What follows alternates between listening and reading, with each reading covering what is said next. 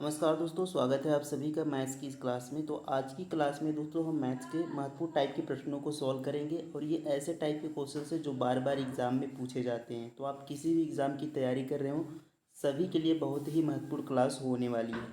चलिए देखते हैं पहले क्वेश्चन से। आपको क्वेश्चंस को बिल्कुल ध्यान से पढ़ना है, उसके बाद खुद से सॉल्यूशन इसका करना है, उसके बाद वीडियो को देखना है। देखिए पहला क्वेश्चन है, एक धनराशि चक्रवृद्धि ब्याज पर 5 वर्षों में 2 गुनी हो जाती है। ब्याज की समान दर पर वह कितने वर्षों में 8 गुना हो जाएगी।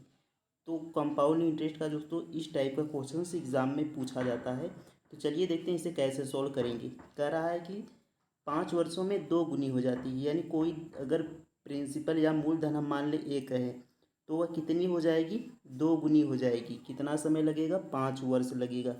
तो देखिए यहाँ पर यह 5 वर्ष में 2 गुनी हो जा रही है 5 ईयर में।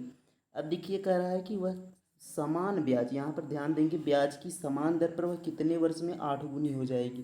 तो कितना होना है उसको, 8 गुना, यानी 1 से 8 होना है।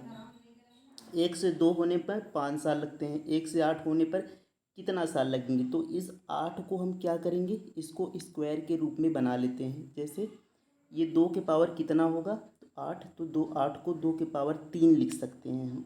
तो इसको इस बेस में बना लेना है, तो 2 के पावर 3 लिख सकते हैं 8 को। अब ये जो 3 है इसमें इस साल को गुणा कर देना है।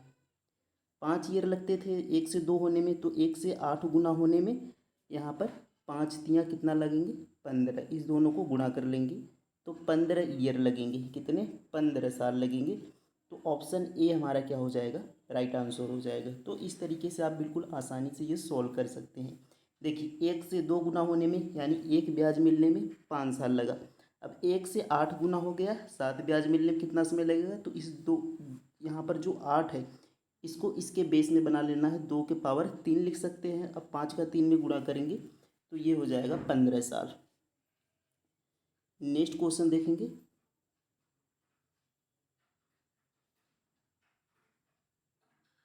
देखिए अगला प्रश्न यहाँ पर है कि यदि किसी वस्तु को 200% के लाभ पर बेचा जाता है तो इसके क्रय मूल्य तथा विक्रय मूल्य का अनुपात होगा। ये क्वेश्चन है, यानी कोई वस्तु है उसे 200% के लाभ पर यदि हम बेचें तो उसके क्रय मूल्य तथा विक्रय मूल्य का अनुपात क्या होगा। तो इसको हम दो तरीके से कर सकते हैं। अगर हम मान लें दोस्तों यहाँ पर 200% है तो इसका हम फ्रैक्शन लिखेंगे, तो परसेंटेज हटाएंगे तो 200 बटे कितना कर सकते हैं, प्रतिशत हटाकर हम 100 लिख सकते हैं। तो ये 2 जीरो से यहाँ पर कट जाएगा, यानी हम ये दोस्तों जो हमारे बटे में है, देखिए 200% का लाभ हो रहा है तो लाभ या हानि हमेशा क्रय मूल्य पर होता है।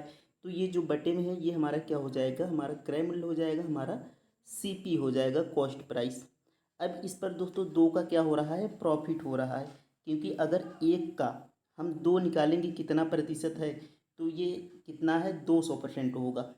अब देखिए यहाँ पर सीपी हमारा 1 हो गया और हमारा लाभ 2 हो गया, प्रॉफिट हमारा 2 हो गया। यानी वस्तु को हमने कितने में बेचा होगा, तो एक की वस्तु को 2 लाभ में, यानी कितने में बेचा, 3 में बेचा है। तो यही हमसे पूछा है कि विक्रय मूल्य, देखिए यहाँ पर क्रय मूल्य तथा विक्रय मूल्य का अनुपात, यानी क्रय मूल्य सीपी और विक्रय मूल्य एसपी का अनुपात। तो क्रय मूल्य हमारा कितना है, 1 है, और एसपी हमारा सेलिंग प्राइस कितना है, तो हमने बेचा 3 में है, तभी तो 2 का लाभ हुआ। तो यहाँ पर 3, ये हमारा क्या हो गया, इनका अनुपात हो गया 1:3। Option number B right answer हो गया। अब इसको दूसरे तरीके से हम कैसे कर सकते हैं कि क्रय मूल्य अगर हम 100 मान लें, देखिए यहाँ पर अगर हम दूसरे तरीके से देखें तो क्रय मूल्य हम 100 मान लेते हैं, क्रय मूल्य 100 मान लेंगे। अब 200% का लाभ हुआ है तो 100 का 200% 200 होगा। तो ये 200 का लाभ है और दोनों को हमने कितने में बेचा है, तो लाभ और क्रय मूल्य को जोड़ लेंगे तो हमारा विक्रय मूल्य आ जाएगा 300। अब 100 का हमारा दोस्तों क्या है, सीपी है, क्रय मूल्य, और 300 का लाभ है।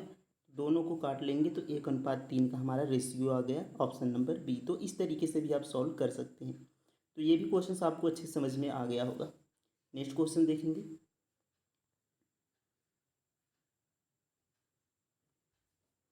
देखिए अगला प्रश्न यहाँ पर है कि 2000 की वस्तु राशि पर मिलने वाली 30% की एकल छूट तथा 2 25% और 5% की सतत छूट का अंतर ज्ञात कीजिए।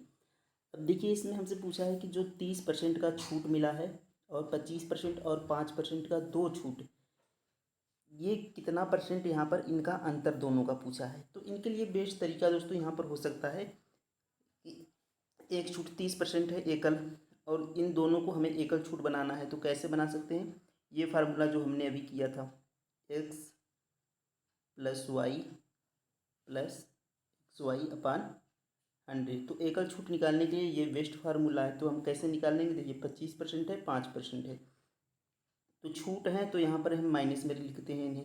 तो 25 माइनस 5, और यहाँ पर गुणा में होगा तो 25 माइनस 25 और माइनस 5 दोनों प्लस में हो जाएंगे। तो ये हो जाएगा दोस्तों, और दोनों को गुणा करेंगे तो 125, 25 पंजे 125/100। अब देखिए यहाँ पर ये -25 और -5 कितना हो जाएगा, -30 हो जाएगा। और यहाँ पर ये यहाँ पर देखिए बटे 100 है, तो 2 जीरो यहाँ पर 2 दशमलव बढ़ जाएगा, 1.25 हो जाएगा ये, अगर हम 100 को हटाएंगे। अब देखिए यहीं पर हमें अंतर दिख रहा है, इसको अगर हम घटाएंगे, यहाँ पर देखिए ये -30 है और ये 10 यहाँ प्लस 1.25 है, तो 30 में से ये घट जाएगा और माइनस में आया जाएगा, जो कि छूट हमें बताता है कि माइनस का चिन्ह छूट बताता है कितने का छूट मिला है। तो ये 30% और ये 30%, ये दोनों क्या हैं, आपस में बराबर हैं। तो कितने का यहाँ पर अंतर दिख रहा है, 1.25 का, और यही 1.25 का हमें 2000 का निकाल लेना है डिफरेंस। देखिए 2000 1.25% इसका निकाल लेना है, वही हमारा अंतर आ जाएगा, और बटे में 100 कर लेते हैं क्योंकि ये परसेंटेज में था 1.25, 2 जीरो से ये 2 जीरो कट जाएगा, और 20 से दोस्तों गुणा कर लेते हैं। तो देखिए ये कितना हो जाएगा, 20 से इसको हम कर लेंगे गुणा।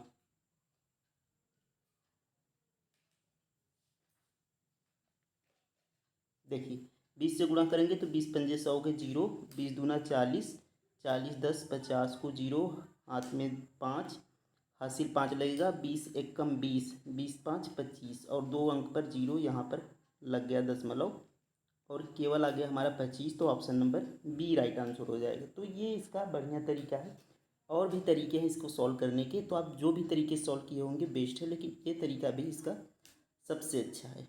नेक्स्ट क्वेश्चन देखेंगे।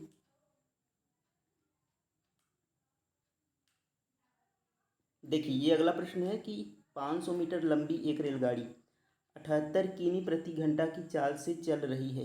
यदि यह रेलगाड़ी एक सुरंग को 1 मिनट में पार कर लेती है तो सुरंग की लंबाई ज्ञात कीजिए। अब देखिए यह रेलगाड़ी है, 500 मीटर लंबी रेलगाड़ी है और 78 किमी प्रति घंटा की चाल से चल रही है। यदि यह रेलगाड़ी एक सुरंग को 1 मिनट में पार कर लेती है, तो हम देखते हैं दोस्तों 1 मिनट में कितने सेकेंड होते हैं, 60 सेकेंड होते हैं, और रेलगाड़ी की चाल कितनी है, 78 किमी प्रति घंटा। तो 78 किमी प्रति घंटा, इसको हम क्या करेंगे, इसको हम मीटर प्रति सेकेंड में बदलेंगे। तो मीटर प्रति सेकेंड में बदलने के लिए 5/18 से गुणा करते हैं। छोटी यूनिट निकालने के लिए, जैसे मीटर प्रति सेकेंड है, तो छोटे अंक को ऊपर 5 को ऊपर रखेंगे। बड़ी दूरी निकालने के लिए जैसे किमी प्रति घंटा में बदलना होता तो 18 को हम ऊपर रखते, तो ये 5/18 कर लेते हैं।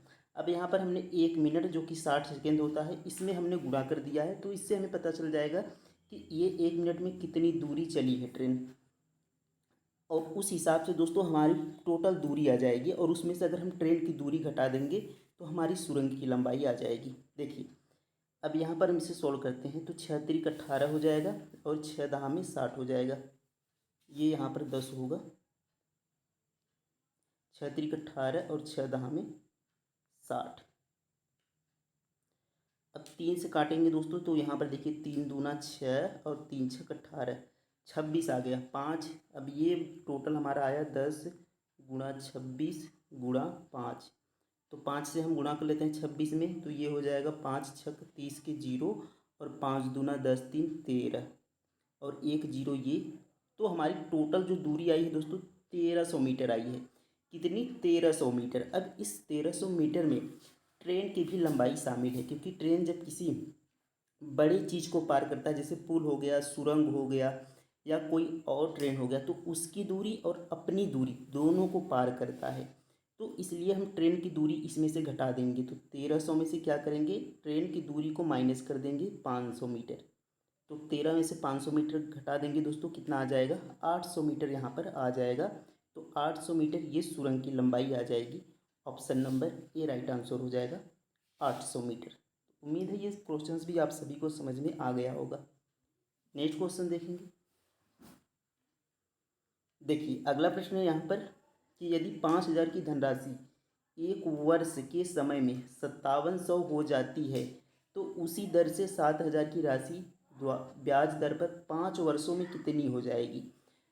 तो यहाँ पर देखिए 5,000 की जो धनराशि है यह एक वर्ष में 5700 हो जाती है। तो 5,000 से कितनी हो गई, कलर चेंज कर लेते ताकि अच्छे से चीज़ें हमें समझ में आए। तो 5,000 से कितना हो गया 5700, कितना अधिक हो गया दोस्तों, तो कहेंगे 700। यहाँ पर ये 5,000 था, हमने 500 लिखा, सॉरी। देखिए 5,000 से कितना हो गया 5700 हो गया, 5700 कितना अधिक हो गया, तो 700 अधिक हो गया। यानी कितना ब्याज मिला, 700 ब्याज जुड़ा है, तब जाकर 5,000 से 5700 हो गया। अब इसको हमें जो दर होता है, दर निकालने के लिए क्या करते हैं, एक वर्ष का ब्याज बटे मूलधन करते हैं। तो एक वर्ष का ब्याज कितना है 700 है, एक वर्ष का ब्याज कितना दिया है 700 अभी हमने निकाला, और मूलधन हमारा 5,000 था। अब परसेंटेज में दर निकलता है तो गुणा 100 कर लेते हैं। दर निकालने के लिए क्या होता है कि एक वर्ष का ब्याज और बटे मूलधन करते हैं। तो एक वर्ष का ब्याज हमें 700 मिला और बटे में मूलधन कर लेंगे 5,000 को, तो ये हमारा दर आ जाएगा, गुणा 100 कर लेंगे। तो ये जीरो से जीरो क्या हो जाएगा, कट जाएगा, ये जीरो यहाँ पर कट गया, 5 दूना 10, 7 दूना 14, यानी दोस्तों हमारा जो ब्याज दर आ गया वह 14% आ गया। अब देखिए 7,000 की राशि पर हमें ब्याज निकालना है 5 वर्षों के लिए। तो इस 14% का हम 5 में गुणा कर लेंगे 5 वर्ष के लिए, क्योंकि एक वर्ष का 14% है, तो 5 वर्ष का 14 पचे 70% हो जाएगा। क्योंकि दोस्तों जो साधारण ब्याज होता है हर वर्ष का समान मिलता है, तो 14 पचे 70% हो गया। अब 7,000 का 70% हमें निकाल लेना है, हमारा आंसर आ गया। तो निकाल लेते हैं 7,000 का 70%। तो 7,000 दोस्तों यहाँ पर लिखेंगे, और इसका हमें 70% निकालना है। तो परसेंटेज निकालने के लिए आप सभी को पता होगा इसकी 70/100 कर लेते हैं। तो 100 से यहाँ पर 2 जीरो से 2 जीरो कट जाएगा, और ये 7 सते कितना हो जाएगा 49 हो जाएगा, 7 सते 49। तो यहाँ पर आप चाहे तो 70% निकाल सकते हैं। अगर आपने 70% निकाला है तो आपको फिर जाकर यहाँ पर मूलधन यानी 7,000 में आपको जोड़ना होगा। लेकिन अगर हम सीधा दोस्तों 170% निकाल लें तो हमें जोड़ना नहीं होगा, हमारा टोटल आ जाएगा। तो यहाँ पर हम 170% सीधा निकाल लेते हैं। तो 2 जीरो से ये 2 जीरो कट जाएगा, 17 सत्ते 119 हो जाएगा दोस्तों, 17 सत्ते 119, और यहाँ पर 2 जीरो लग जाएगा। तो 11,900 आंसर होगा। ऑप्शन नंबर बी 11,900 इसका राइट आंसर हो जाएगा। तो इस तरीके से हम सभी प्रश्नों को सॉल्व करते हैं। उम्मीद है आप सभी को ये क्लास पसंद आई होगी। कमेंट में ज़रूर लिखें कि क्लास कैसी लगी। थैंक यू, धन्यवाद।